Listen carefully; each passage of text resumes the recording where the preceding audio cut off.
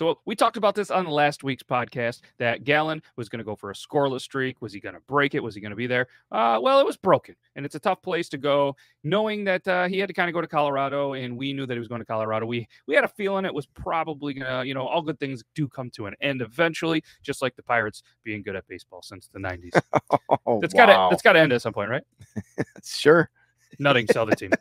But either way, Sunday's game was the second time that Gallen has faced the Rockies during his streak, and they're the only team he's faced twice. He earned a win in Colorado on the 13th. He threw 7 innings of 3-hit ball in Arizona's 6-0 win, but he went out there today, and his total was 42 1/3 scoreless. It is a new team record, and it was pretty good. He passed Brandon Webb of the 2007 Diamondbacks, and obviously he was a little bit bummed out. The Diamondbacks technically still in it, but they're not really in it. You know what I mean? Right. And right. He was kind of a shining star. They did win the game 12-6, and anybody that had maybe the Diamondbacks in a 13-run pool fell a run short. So, yep.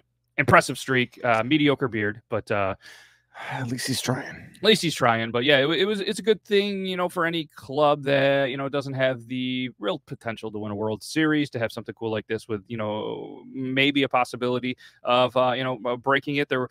He passed Webb, obviously, during the game, which trails only Oral Hershiser, 59, Don Drysdale, 58, Bob Gibson, 47, Zach Greinke, 45 2/3, and Carl Hubble, 45 1/3, and Sale Magley, 45. So, hey, congrats. And I'm sure you got a couple of things on this. You got some stats ready for us. I do. 44 1/3. I mean, that's impressive. Mm-hmm. Not bad. Kind of hoping he'd, it's against Colorado. Yeah, in Colorado, you kind of know. Like you said, we kind of were like, it's gonna be tough. But listen to this. I'm ready. So, okay, during his streak, he was 6-0 with no decision in there on the Diamondbacks. On the Diamondbacks, right? Like that says something. Yep, that's good. So on the year, I'm gonna make a case for a Cy Young. Now, granted, it's not just his, hey, I didn't allow any earned runs for a whole bunch of innings streak. But I mean, obviously that helps. So it would help anybody. 27 games started. Only 4 of them with more than 3 earned runs. That's pretty good. That's pretty good. There were a few games that he had where he didn't go enough innings for like a quality start. I think he has 7 out of the 27 started, 17 quality starts. But he's 12-2 with a 2.5 ERA. Wow. 163 Ks versus only 40 walks. Earlier on in the year, a few months back, we were talking about like Tony Gonsolin, for the Cy Young. Mm-hmm.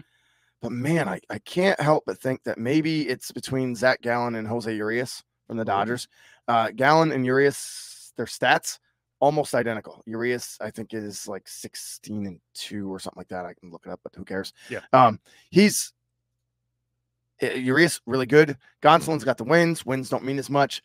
But when you have a stretch like this, I pose a question to you. Okay. Does a stretch like this on the Diamondbacks mean less than if it's on a winning playoff contending team? Man, see, for me, I think it means just a touch more because, it's a team not playing well and you're doing one of the streak. I mean, when his streak came to an end, he tied for the ALNL record with Drysdale, Hershiser, and Greinke, all 3 who did it on the Dodgers. So, I mean, there's something to be said, in a team that's technically, I guess, not maybe technically out, but they're out of contention and they are still playing good ball. And I mean, that's a little more impressive.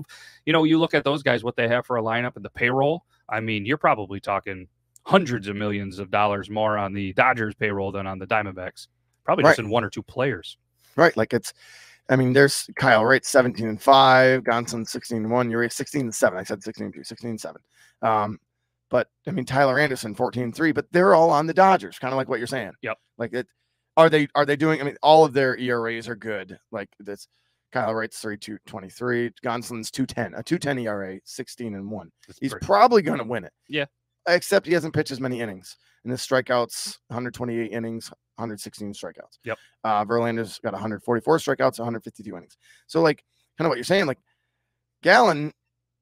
Man, he's just not on a good team, and he's still doing this. Yeah.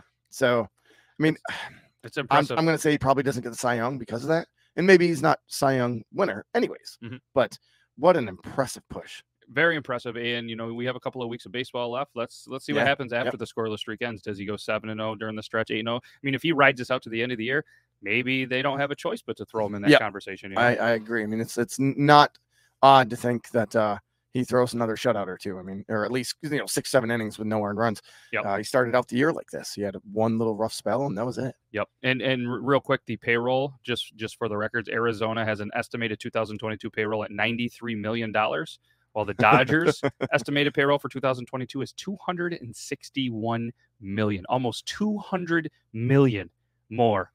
The Dodgers are than the Diamondbacks. Crazy. Yeah, isn't that crazy? Now, it doesn't necessarily mean that they're all getting paid what they're worth. However, your point being, the Dodgers are full of stars. They got a bunch of guys. I mean, Tyler Anderson, no one would have ever thought that he'd be up in this conversation. But your point being that he's got backing. Yeah. And what's crazy too is Pirates are one of, if not the lowest, at $59 million. But the estimator right now for the Orioles, who are in playoff contention, $63 million. A lot of young talent. That is going to go up substantially. They said that this week. He's like, we're going to pay people. Time to bust out the checkbook. Make sure you pay the right people, though. Yeah, we'll see what they do. Even pay the wrong ones. It doesn't matter. You're a Jays fan, and All right. So, congrats, Zach Gallen. I know you're a big fan of the show, and congrats on the record. And if you ever want to be on the show, just let us know, and we'll set up an interview. Let's do it.